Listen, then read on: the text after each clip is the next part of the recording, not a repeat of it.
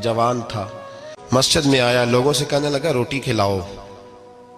किसी ने तवज्जो ना की। उसने कहा मैं रब रब बताने वाला हूं, मेरी तरफ देखो तो सही। किसी शख्स ने ख्याल ही ना किया।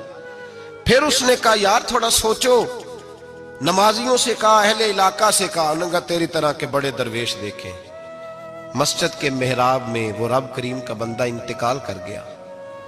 जब फौत हो गया ना, लोगों का मिजाज है, बीमार को दवाई नहीं देते, जनाजे पे वक्त पे पहुंच जाते। जब कोई गिर रहा होता है तो सहारा कोई नहीं देता, जब कोई गिर जाता है, टांग टूट जाती है तो तीमारदारी को जमाना पहुंच जाता है। और बुजुर्ग, वो नौजवान अल्लाह का नेक बंदा मस्जिद के मेहराब में फौत हो गया।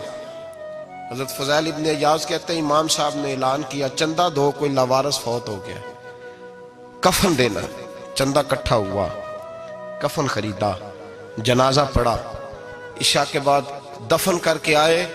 फजर की नमाज के लिए जब इमाम और मुअज्जिन मस्जिद में आए तो चीखे मारने लगे, तड़पने लगे, दूर दूर तक आवाजें फैल गई। दुनिया दौड़ी आई, क्या हुआ?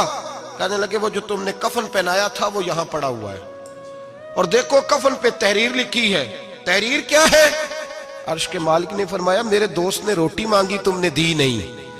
उसने तुम्हें मेरे करीब करने के लिए अपनी तरफ तवज्जो कराई, तुमने की नहीं।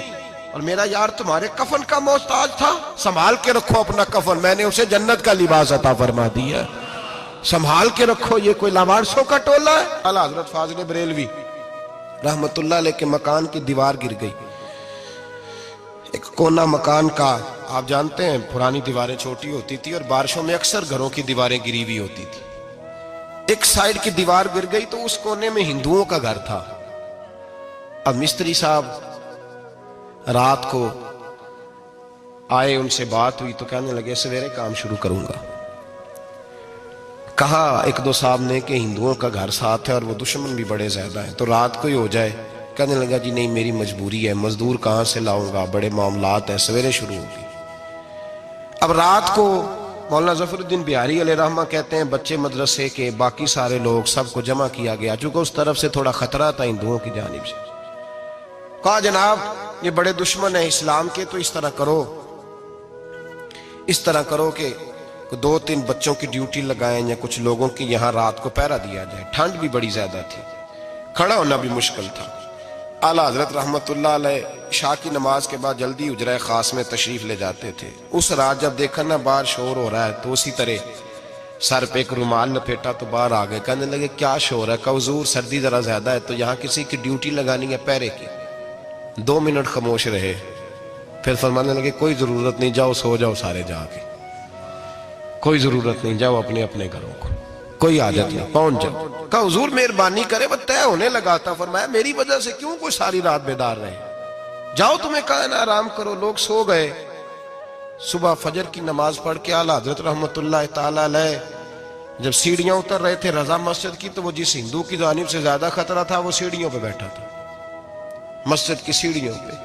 सब लोगों की तवज्जो हो गई। कहने लगा मौलाना मैं कलमा पढ़ने आया हूं, मुझे कलमा पढ़ा के मुसलमान कर दो, मैं कलमा पढ़ने आया हूं, मुसलमान करें। लोगों की तवज्जो। आला फरमाने लगे नहीं अभी तो इंतजार कर, थोड़ी देर के, अच्छी तरह सोच ले, जज्बाती फैसला ना कर, ये तू आ रहा है। ये कह के जब 2 सीढ़ियां नीचे उतरे उसके पास से तो उसने पैर थाम लिए। कहने लगा अब ऐसे तो ना करो, रोने लगा। आला हजरत रहमतुल्लाह ने कलमा पढ़ाया, कुछ बातों की नसीहत फरमाई, तशरीफ ले गए। घेरने वाले घेर के बैठ गए। कहने लगे हमें भी बता बदला कैसे है? कहने लगा दीवार गिर गई, आधी रात के वक्त, आधी रात तक इंतजार करता रहा, पहरेदार कोई नहीं, तो 2 तलवारें लेकर जब मैं इनके मकान की जानिब बढ़ा, मैंने कहा आज गर्दन काटूंगा और काट करके निकलूंगा। कहता है जब मैं करीब आया तो 2 शेर खड़े थे, ऊपर से पलट के आया तो फिर खड़े थे, इधर से पलट के आया तो फिर खड़े थे। फरमाते हैं मैं 2 घंटे के बाद आया तो फिर पलट के खड़े थे, मैं फिर 1 घंटे के बाद आया, शहरी का वक्त हो गया तो फिर पलट के खड़े थे। अब मैं डर के भागा। कहते फाजिल बरेलवी ने अपनी खिड़की से मुंह बाहर निकाला। कहने लगे और कितना तजर्बा करेगा, मुझे तू लावारिस समझता है? लावारिस हूं मैं, और कितना तजर्बा करेगा, बस कर मान जा। मैंने कहा हुजूर ये कौन है, मुझे बताइए तो सही ये कौन है?